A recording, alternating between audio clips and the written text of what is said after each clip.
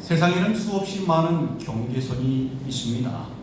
예를 들면 경기장에는 아웃라인이라는 게 있죠. 축구를 하거나 농구를 하거나 배구를 하거나 탁구를 치거나 테니스를 치거나 배드민턴을 칠 때 어떤 구기 종목을 하더라도 이 아웃라인 안쪽에 공이 떨어져야지 바깥쪽에 공이 떨어지면 아웃이지요.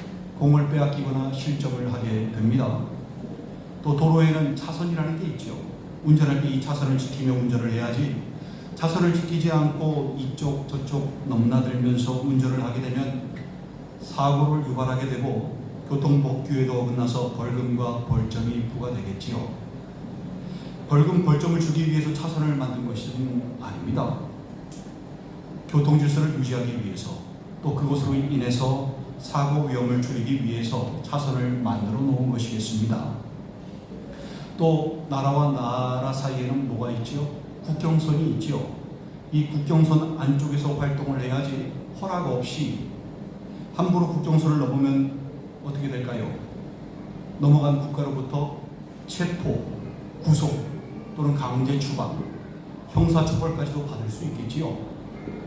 실수나 단순 호기심으로 넘어갔다고 할지라도 엄격한 법적 제재의 대상이 되겠습니다.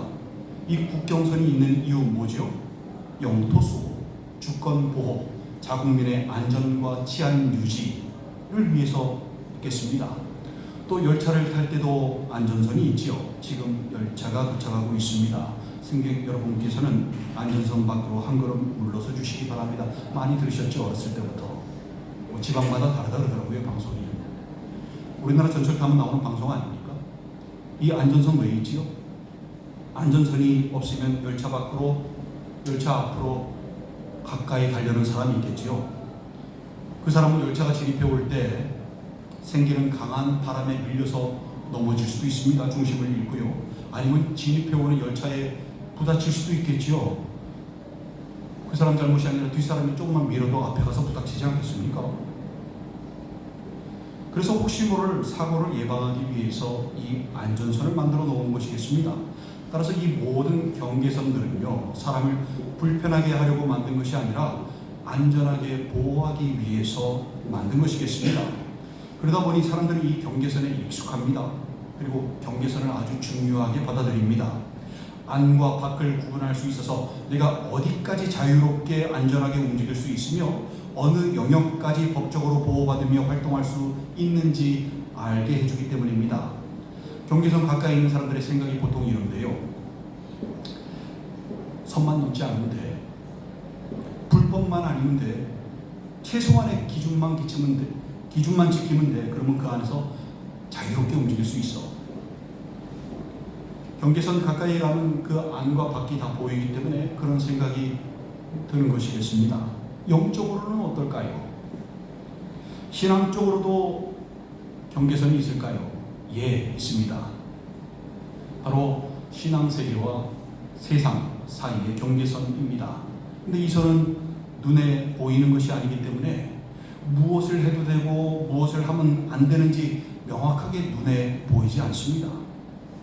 따라서 선을 넘은 건지 선을 안 넘은 건지에 대해서도 각각 의견이 분분한데요. 누구는 선을 넘었다고 하고 다른 누구는 선을 안 넘었다고 얘기를 합니다. 서로 얘기가 틀립니다. 예를 들어서 술 얘기로 들면요. 누구는 술을 먹으면 안 된다고 하고 누구는 성경에 술 취하지 말라고 했지 누가 술 마시지 말라고 했냐? 그냥 마셔도 되지 뭐 취하지 않을 정도만 마시면 되지 라고 하고 도박에 관해서도 누구는 도박을 하면 안 된다고 하고 누구는 성경에 도박하지 말라는 말씀이 어딨냐? 그냥 범죄하지 않을 정도로만 하면 되지 즐기면 되지 뭐가 문제야? 라고 얘기를 합니다. 각각 의견이 분분합니다. 뭐가 맞는 걸까요? 누가 얘기해 줘야 될까요? 교회마다 목사가 선을 그어주는 대로 목사가 하지 말라고 하면 안 하고 해도 된다고 하면 해도 되는 것일까요? 그걸로 경계선을 삼아야 할까요? 주님은 뭐라고 하실까요? 만약 정확한 선이 무엇이냐라고 무엇입니까? 라고 주님께 물으면 주님은 뭐라고 대답하실까요? 주님께서 그거 해도 돼. 그거 하면 안 돼. 이렇게 대답하실까요? 성경이 정확하게 해도 된다, 그건 하면 안 돼 라고 명확하게 선을 그어주지 않는 것에 대해서 우리는 어떻게 해석해야 할까요? 오늘 말씀을 통해서 여러분의 현재 위치를 확인하시고 무엇이 신앙인지, 우리가 어떻게 살아야 하는지 다시 한번 깨달으시는 여러분들 되시기 바랍니다. 오늘 말씀은 경계선 위의 사람들입니다. 이게 죄입니까?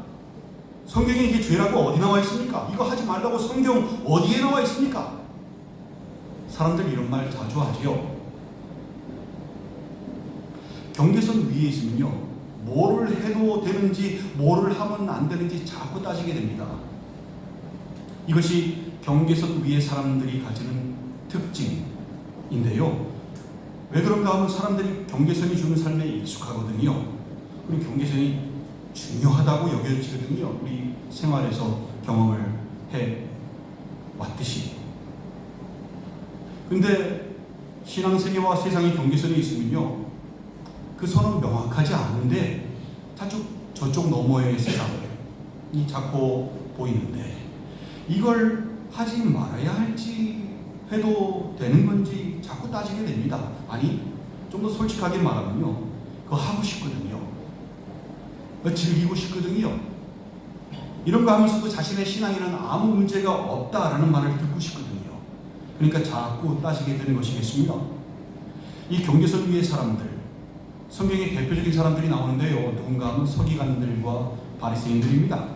그들은 하나님의 뜻보다, 하나님의 명확하신 뜻보다 어디까지가 죄인가, 어디까지 해도 괜찮은가가 이들의 주요 관심사였습니다. 성경 잘 보십시오. 안식일에 몇 걸음까지 걸어도 되겠습니까? 그게 중요합니까? 손을 어떤 방식으로 씻어야 합니까? 중요합니까? 11조를 어디까지 드려야 합니까? 중요합니까? 이들은요, 하나님을 사랑하는 마음보다 선을 넘지 않는 것이 신앙의 목표가 되었던 사람들입니다. 그래서 그들이 했던 질문들은 대부분 그런 식입니다. 무엇을 해야 합니까? 어디까지가 허용됩니까? 누가 내 이웃입니까? 이렇게 선을 긋는 거 있죠. 이 질문들은 하나님을 기쁘시게 하는 질문보다 의무의 최소선, 즉 경계선을 확인하려는 질문입니다. 마태복음 23장에 보면 주님께서 그들을 향해 이렇게 말씀하시지요. 23절에 화 있을진저 외식하는 서기관들과 바리새인들이여, 너희가 박하와 회양과 근처의 11조는 들이되 율법에 더 중한 바 정의와 긍휼과 믿음은 버렸도다. 25절에 화 있을진저 외식하는 서기관들과 바리새인들이여, 장과 대접의 겉은 깨끗이 하되 그 안에는 탐욕과 방탕으로 가득하게 하는도다. 27절 화 있을진저 외식하는 서기관들과 바리새인들이여, 회칠한 무덤 같으니 겉으로는 아름답게 보이나 그 안에는 죽은 사람의 뼈와 모든 더러운 것이 가득하도다 라고 말씀하십니다. 이게 그들에 대한 주님의 평가였습니다. 그들은 경계선을 철저하게 지키려고 했지만 그들의 마음은 하나님과 멀었습니다. 율법을 지킨다고 하면서 정작 율법의 중심 되시는 주님을 배척하는 이런 어처구니가 없는 상황을 그들이 만들어냈던 것입니다. 그들이 바로 경계선 위의 사람들이었던 것입니다. 이게 죄입니까? 아니, 술 마시는 게 죄입니까? 주님도 마셨잖아요. 물을 포도주로 만드셔서 사람들에게 마시게까지 하셨잖아요. 이건 죄가 아니지요. 아니, 성경에 도박하지 말라는 소리가 어디 있습니까? 이 정도는 해도 되지 않습니까? 여러분, 하셔도 됩니다. 그거 해도 되느냐 안 되느냐가 중요한 게 아닙니다. 그런 것들이요, 해도 그만 안 해도 그만입니다. 진짜 문제가 뭔지 아십니까? 서기관들과 바리새인들 보십시오. 진짜 문제는요, 중심에서 벗어나 한참 떨어져서 경계선까지 가 있다는 게 문제입니다. 경계선까지 갔기 때문에 그들의 관심사가 그런 것들이에요. 다 주님이 아니라 그런 것들만 관심사입니다. 최소의 경계선만 지키려고 하는, 이 선만 넘지 않으면 돼. 근데 여러분, 중심에 있는 사람들은 그런 건 별 관심이 없어요. 해도 그만, 안 해도 그만입니다. 관심이 없어요. 관심은 그냥 중심 되신 주님께 붙어 있으려고 하는 마음. 이게 믿음입니다. 이게 신앙이고요. 실제로 성경에서 말씀하는 죄도요, 그런 것들 했다고 죄라고 하지 않고요, 주님으로부터 멀어진 자체를 죄라고 한다고 했지요. 죄의 헬라어가 뭡니까? 하마르티아였지요. 그 뜻은 화살이 관역을 벗어남이었습니다. 화살은 우리 마음이지요. 관역은 뭘까요? 하나님이십니다. 즉 우리의 마음이 하나님을 벗어나 멀어지는 것. 이게 죄인 겁니다. 하마르티아. 무엇을 하고 안 하고가 신앙생활 아닙니다, 여러분. 주님과 멀어지지 않으려고 하는 것이 신앙생활인 것입니다. 오늘 본문은 뭐라고 말씀하는지 한번 잘 들어보시기 바랍니다. 모든 것이 가하나 모든 것이 유익한 것은 아니요 모든 것이 가하나 모든 것이 덕을 세우는 것이 아니니 그런즉 너희가 먹든지 마시든지 무엇을 하든지 다 하나님의 영광을 위하여 하라 라고 말씀합니다. 오늘 본문은요, 고린도 교회가 바울에게 던진 질문의 답이었습니다. 당시 고린도 교인들이요, 우상 숭배에 바친 고기를 먹어도 되는지 먹으면 안 되는지에 대한 이 논쟁이 굉장히 심했거든요. 교회가 완전히 갈라지기 일보 직전이었습니다. 당시 고린도는 우상 숭배가 가득한 도시였습니다. 그래서 신전에서 지금 할날처럼 신전에서 모든 고기를 제사로 바치고 그 고기를 시장에서 팔았습니다. 그 사람들은 시장에서 그 고기 먹으려면 그 시장에서 고기를 사야 되겠죠. 그러니까 시중에서 판매되는 고기의 대부분이 우상 숭배했던 고기였던 것입니다. 그래서 교회 안에서는 논쟁이 일어났습니다. 우상에게 바쳐졌던 고기를 먹으면 그 우상 숭배 아닌가? 신앙인으로서 우상 숭배하면 안 되지 않겠는가? 라는 의견과 우상은 신이 아닌데 아무것도 아닌데 뭐 그거에 바쳐졌다 할지라도 그것이 우리를 더럽게 할 수는 없는데 먹어도 상관없는데? 라는 의견. 이 논쟁은요, 단순히 고기를 먹느냐 마느냐의 문제가 아니었습니다. 신앙의 경계선이 어디까지인가라는 문제였습니다. 어디까지 하면 죄가 아닌가? 어디까지 허용하는가?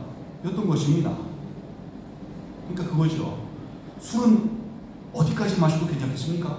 도박은 어느 정도까지 괜찮습니까? 성적인 것은 어디까지 즐겨도 되겠습니까? 이런 질문입니다. 불륜만 저지르면 안 되면 될까요?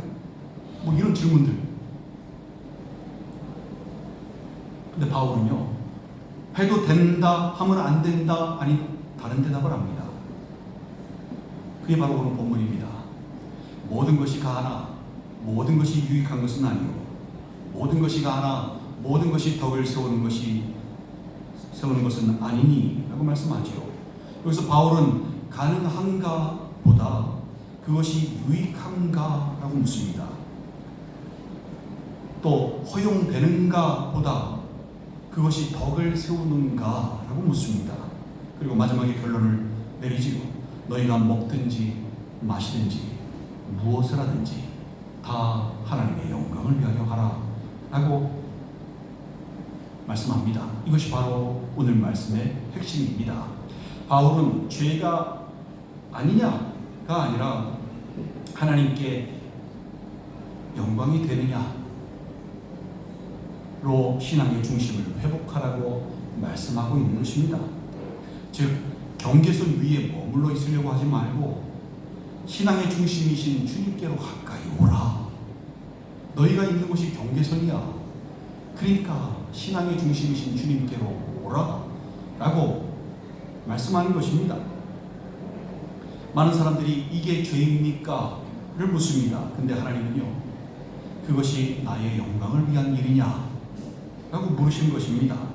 우리는 선을 넘지만 않으면 되잖아요 라고 말하지만 주님은 왜 굳이 경계선 가까이에서 살려고 하느냐? 라고 물으시는 것입니다. 주님은 우리를 경계선 가까이에 살라고 부르신 적이 없습니다. 다 내게로 오라 였습니다. 중심으로 나오라 였습니다. 근데 오늘날 많은 사람들이 이 경계선 위를 살아갑니다. 신앙세계와 세상 사이를 아슬아슬하게 줄타기 합니다. 교회도 놓치기 싫지만 세상도 놓치기 싫어합니다. 천국도 가고 싶지만 세상 쾌락도 다 누리고 싶어 합니다. 거룩해지는 것을 원하지만 육신의 정욕, 안목의 정욕, 이생의 자랑을 포기하기 싫어합니다. 주일날 교회에서는 그리스도인으로 살아가지만 평일에는 완전한 세상 사람으로 살아갑니다. 예배 시간에는 아멘 하지만 교회 밖에서는 완전히 세상 가치관으로 세상 사람으로 살아갑니다. 마치 국정 근처에서 보따리 장사하는 사람처럼 이 나라 갔다 저 나라 갔다, 이 나라에 사서 저쪽에서 팔고 이 나라에 사서 저쪽에서 팔고 본인이 유리한 곳으로 이익을 따져가며 왔다 갔다 합니다. 이런 사람을 두고 야고보서 1장 7절 8절은 말씀하지요. 이런 사람은 무엇이든지 주께 얻기를 생각하지 말라. 두 마음을 품어 모든 일에 정함이 없는 자로다. 경계선 위의 사람들이 바로 이 두 마음을 품는 사람들입니다. 본인은 신앙인들이라고 얘기하죠. 나는 구원받았다라고 얘기하죠. 근데 성경은 명확하게 집어냅니다. 두 마음을 품은 자라고요. 두 마음은 경계선에서 항상 흔들리게 되어 있습니다. 평안도 없고 확신도 없습니다. 믿는다고 하면서 늘 의심이 생겨요. 그리고 늘 계산합니다. 여기까지는 괜찮을까? 이 정도는 괜찮지 않을까? 이 정도는 하나님도 이해하시지 않을까? 라고 생각합니다. 과연 하나님께서 이해하실까요? 한번 생각해 보시기 바랍니다. 아버지가 절벽 가까이에 가고 있는 아이에게 누구누구야 절벽 가까이 가지 마 라고 말했는데 아이는 계속 이렇게 묻는다고 생각해 보십시오. 몇 센치까지 괜찮을까요? 발끝만 거쳐도 될까요? 한 발만 올려도 될까요? 아버지는 제가 왜 이러시는지 이해가 되시겠죠? 이해가 되겠습니까? 여러분들의 아버지라면 그 아들이 이해가 되겠습니까? 이거 어리석은 거잖아요. 어리석은 것까지 이해를 해야 되겠습니까? 아니지요. 주님께서는 그 경계선 위험지대로 가는 우리들을 이해할 수 없으시고요. 성경에도 그런 사람들 많이 나오죠. 그래서 어리석은 사람들, 어리석은 자여, 어리석은 부자, 낙타가 바늘길을 통과하는 것보다 천국에 들어가는 것이 더 어려운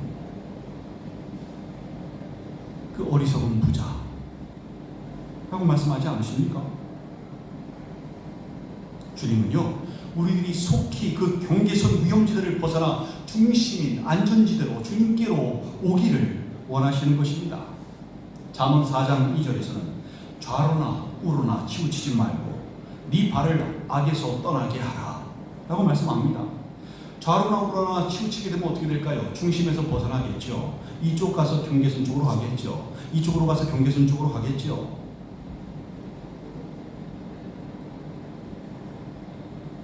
거기서 살지 말고 네 발을 악에서 떠나게 하라 라고 말씀합니다. 경계선은 중심으로부터 한참 멀어진 자리입니다. 끝자리입니다. 끝자리.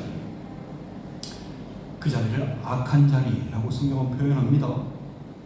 가장자리는 위험합니다. 양을 생각해 보십시오. 양에게 가장 안전한 자리가 어디일까요? 중심인 목자 가까이에 있는 자리이겠지요. 목자가 지팡이와 막대기로 지키고 있습니다. 들짐승으로부터 지키는 자리, 가장 안전한 그 자리가 중심의 자리 아니겠습니까?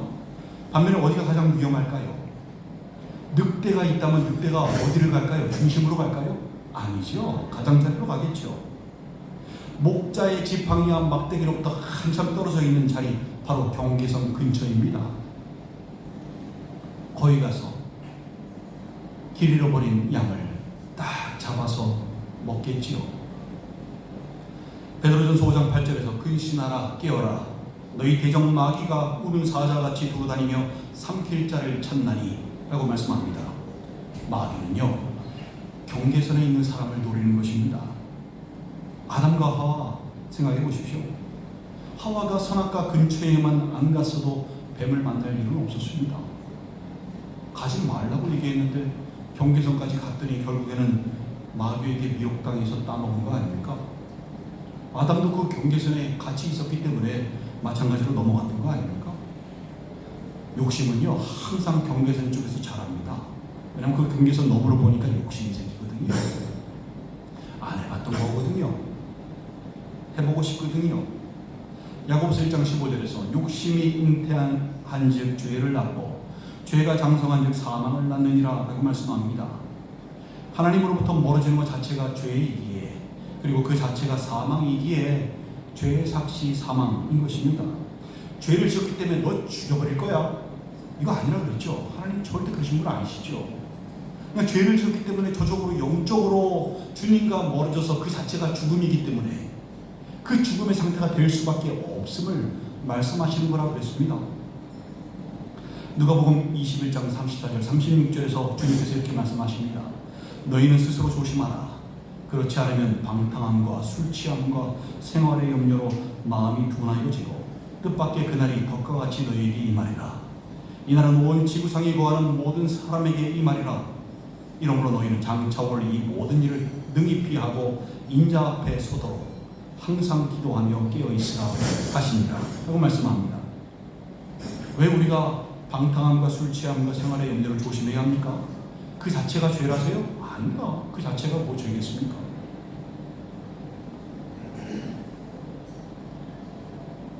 왜 조심해야 되는가 하면요, 그것 때문에 주님으로부터 멀어져서 경계선 위를 살아가게 만들기 때문에, 주님과 멀어지는 것 자체가 죄이기 때문에, 그러다가 우는 사자와 같이 노리고 있는 마귀에게 당한다, 미혹당한다. 그 결과를 봐라. 성경을 봐라. 다 그렇게 미혹당하지 않습니다. 다윗을 봐라. 그렇게 해서 범죄 저지르고 살인까지 저지르지 않습니다. 이 성경 말씀에 기록된 이 말씀들을 봐라 라고 하시는 것입니다. 그 자체가 죄가 아니라 경계선 쪽으로 가게 되면 주님과 멀어질 수밖에 없기 때문에, 안전지대가 아니기 때문에 조심하라 라고 말씀하시는 것입니다. 이러므로 너희는 장차 올 이 모든 일을 능히 피하고 인자 앞에 서도록 항상 기도하며 깨어있으라 라고 말씀하시죠. 경계선 쪽으로 가지 말고 중심인 주님 앞에 서라고, 기도로 항상 깨어있어서 주님 가까이에 있으라고, 중심에서 살라고 말씀하는 것입니다. 또 에베소서 4장 26절 27절에 보면요, 분을 내어도 죄를 짓지 말며 해가 지도록 분을 품지 말고 마귀에게 틈을 주지 말라라고 말씀합니다. 분을 내어도 죄를 짓지 말라고 하는 것, 분을 내는 것 자체가 죄는 아니죠. 뭐 분노했다고 죄 지었는데 이러지는 않지 않습니까? 근데요, 해가 지도록 불을 품지 말아야 하는 이유가 뭡니까? 바로 경계선 위에 서지 않기 위해서. 그 경계선 가까이에 가면 갈수록 마귀에게 틈을 주게 되어 마귀의 먹잇감이 되기 때문에입니다. 그 선을 넘어서려는 순간 우는 사자와 같이 두루다니며 삼킬자를 찾고 있던 마귀가 낚아채서 죽음의 상태로 끌고 가는 것입니다. 마귀 쉽게 놔줄까요? 아니요. 사냥이 좀 실패를 해요. 근데 한번 잡은 먹잇감은요, 웬만해서는 안 놓칩니다. 어떻게 잡은 먹잇감인데 그걸 놓치겠습니까? 그냥 몸무게를 누르고 발톱으로 그냥 찍어가지고 벗어나지 못하게 안 빼앗기려고 하는 것입니다. 그래서 이 경계선 위가 위험한 것입니다. 낚아채간 마귀 잘못 아니냐고요? 나쁜 놈이 아니냐고요? 원래 걔네들은 그렇습니다. 걔네들은 그런 존재입니다. 그리고 그들이 갈 곳은 이미 정해져 있습니다. 그들의 목적은 하나님의 구속사역을 방해하는 거죠. 잘못이요, 경계선 가까이 다가가 마귀에게 틈을 준 사람의 잘못인 것입니다. 그럼 마귀에게 다가간 사람의 잘못이라는 것입니다. 우리는 경계선 쪽으로 가까이 가지 말아야 합니다. 경계선 신앙은요, 세상으로 완전히 넘어간 것은 아니지만 중심에 계신 주님이 세상보다 훨씬 멀어요. 그 주님이 보이기보다 뭐가 보입니까? 미혹거리들만 보이는 겁니다.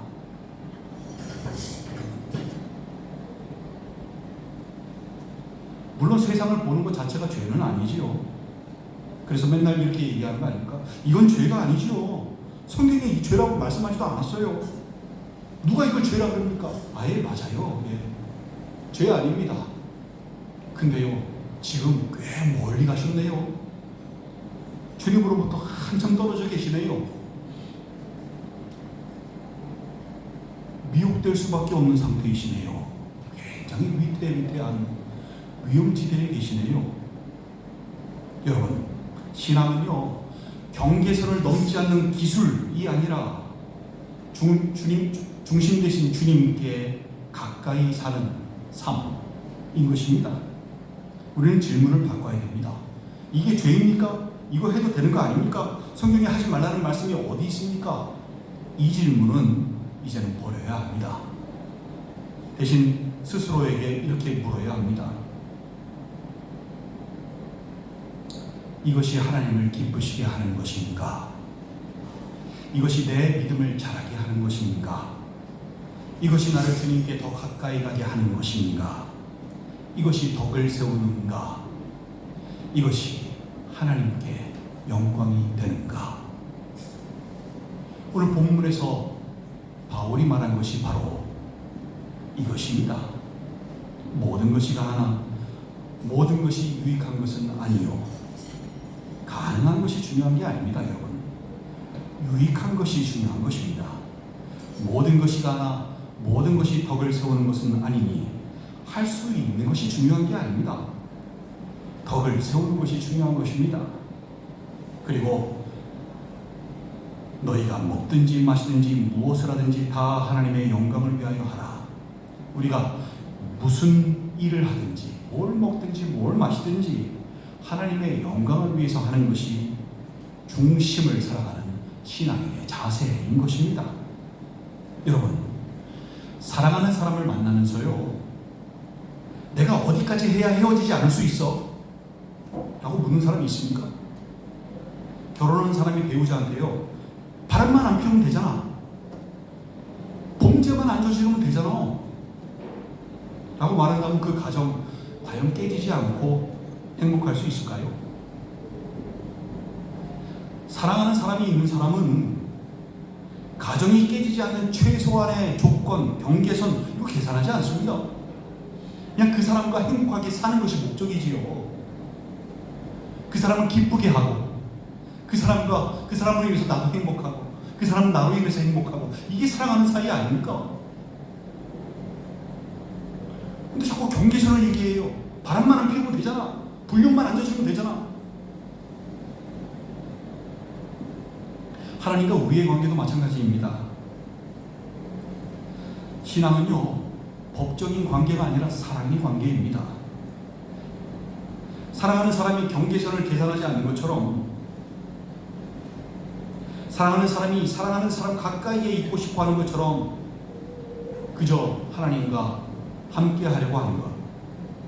이게 성경 전체에서 말씀하는 우리를 향한 하나님의 명확한 뜻인 것입니다. 왜요? 우리를 너무나 사랑하시기 때문에요.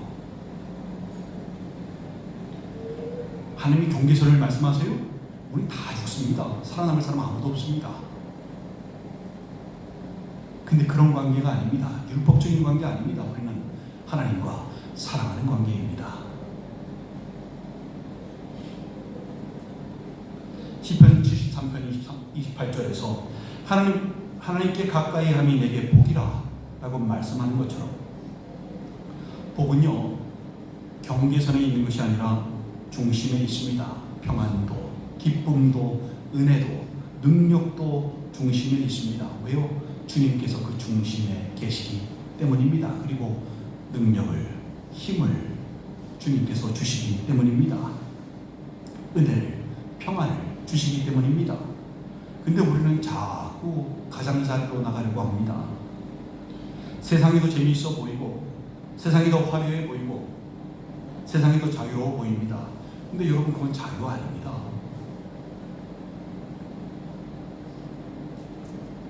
먹잇감을 찾는 우는 사자와 같이 돌아다니는 사자한테 잡혔는데 거기 무슨 자유가 있겠습니까? 우리는 그걸 미혹이라고 부릅니다. 아담과 하와도 그렇게 속았고요. 눈에 보기에는 먹음직스럽고 보암직스럽고 이거 먹으면 지혜로워질 것 같아 라는 그 마귀의 그 뱀의 말에도 넘어간 거 아닙니까? 그렇게 보였기 때문에, 탐스러워 보였기 때문에. 근데 그것을 따먹은 결과가 어땠습니까? 생명이 아니라 죽음이었습니다. 주님과 멀어졌던 것입니다. 마귀는 지금도 우리에게 똑같이 미혹합니다. 이 정도는 괜찮아. 다들 하는데 뭐. 성경에 하지 말라는 말도 없었잖아. 신앙생활 그렇게까지 안 해도 돼.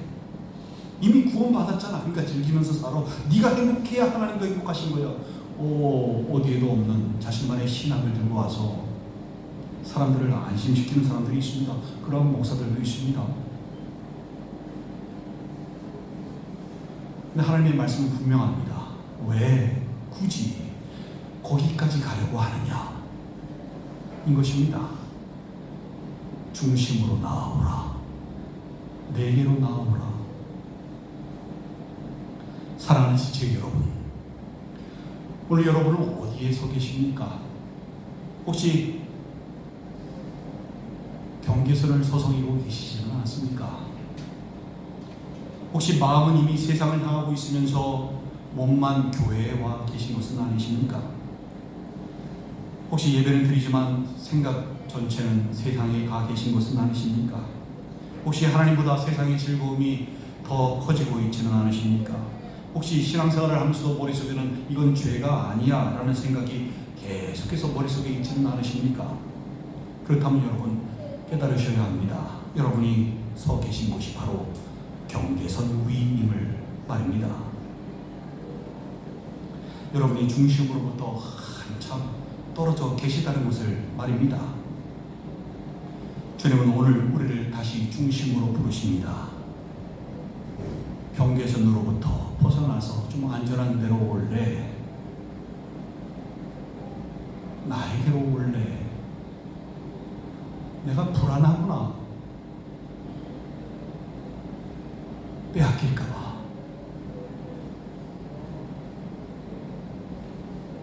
두 마음을 버리고 주님께로 나아오라고 하십니다. 집 나간 탕자가 아버지를 생각하고 돌아왔듯이 비유로 말씀하신 이유가 있지요. 괜찮아. 망가뜨려도 괜찮아. 완전히 쫄딱 망해도 괜찮아. 그리고 돌아오기만 해. 거기서 벗어나서 오기만 해.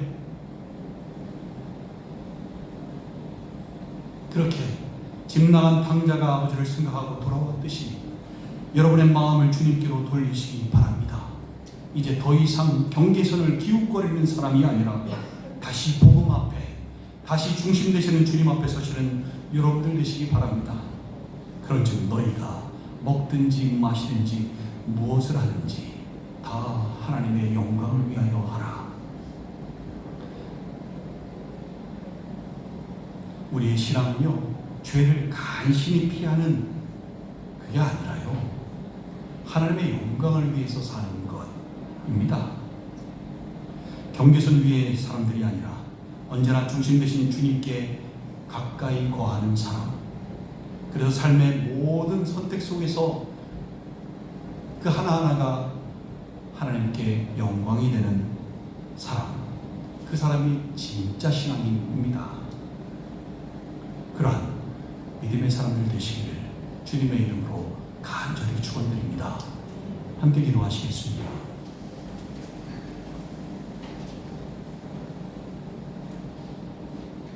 그러니까 그런 거 해도 되냐고요? 안 되냐고요? 설마 여러분 이 말씀을 듣고도 아직까지도 그러시겠습니까?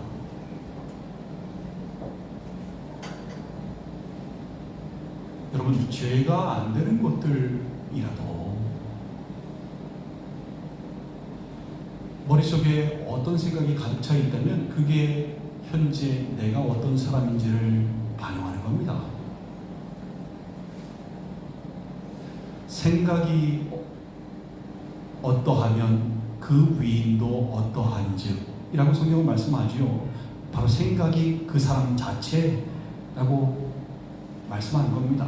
머릿속에 음란한 생각으로 가득 차 있다면 그 사람은 음란한 사람, 머릿속에 재물, 돈으로만 가득 찬 사람, 그 사람은 만몬을 숨기는 사람. 그 생각 자체가 그 사람입니다. 여러분 머릿속에 생각은 뭐가 가득하십니까? 세상의 즐길 거리들로 가득 차 계십니까? 주님은 그 어디에도 안 계십니까? 그러면 세상 사람입니다. 여러분 입으로는 나는 구원받았네, 나는 신앙인이네 하실 수는 있어도 그냥 그 신앙인이 아니라 세상 사람입니다. 여러분, 모든 것이 가합니다. 하지 못할 것 없습니다. 다 할 수 있습니다. 근데요, 그게 다 유익하고 그게 다 덕을 세우고 그게 다 하나님의 영광을 위한 것은 아닙니다. 어떻게 살고 계십니까? 여러분의 위치는 현재 어디이십니까? 주님의 지팡이와 막대기 아래에 보호를 받고 계십니까? 아니면 저쪽 멀리 떨어져서 경계선 근처에 가 계십니까? 여러분, 중심으로 나아오시기 바랍니다. 주님께로 나아오시기 바랍니다. 진정한 신앙인 되시기 바랍니다. 세상이 주는 기쁨과 즐거움보다 주님 안에서의 기쁨과 즐거움이 너무 커서 그냥 이대로가 너무 좋아서 난 이대로 그냥 하늘나라 가도 좋을 것 같아 라는 그 기분을 한번 느껴보시기 바랍니다. 다른 게 전혀 필요하지 않는 삶, 그냥 주님 한 분만으로 너무 기쁘고 너무 평안하고 이게 바로 천국이구나 라는 그 느낌 한 번만이라도 느껴보시기 바랍니다. 그러면 그 한 번이 내 인생을 좌우합니다. 그 한 번의 경험이 나를 붙들어 놓습니다. 중심의 삶으로요. 여러분, 지나간 시간들 여러분의 현재 서 있는 위치를 확인하시고 이제 그만 주의 목소리를 들으시고 경계선에서 나와 주님을 향하시기 바랍니다. 중심으로 오시기 바랍니다. 기도로 회개함으로 우리 함께 나아가시겠습니다.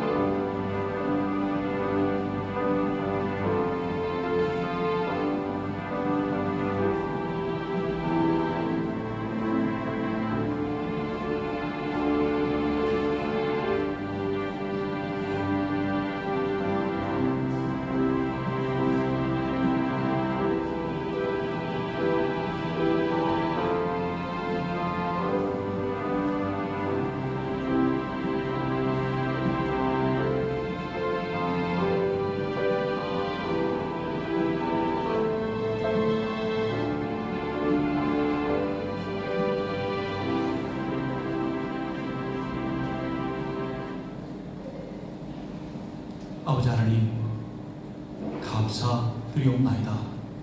여기 있는 한 사람 한 사람, 그리고 온라인으로 예배를 드리는 한 사람 한 사람 굳건히 붙잡아 주셔서 이제는 위험한 지역인 경계선 위가 아니라 가장 안전하고 가장 평안하고 가장 행복한 주님의 품 안에서 영원토록 천국을 사는 삶 사는 사람들 되게 하여 주시옵소서. 더욱 주님을 의지하고 주님과 붙어있는 삶, 명확하신 하나님의 뜻대로 행하는 삶 살게 하여 주시옵소서. 한 사람 한 사람 굳건히 붙잡아 주시옵고 이 모든 말씀 우리 구주 예수 그리스도 이름으로 축복하며 기도 올려옵나이다.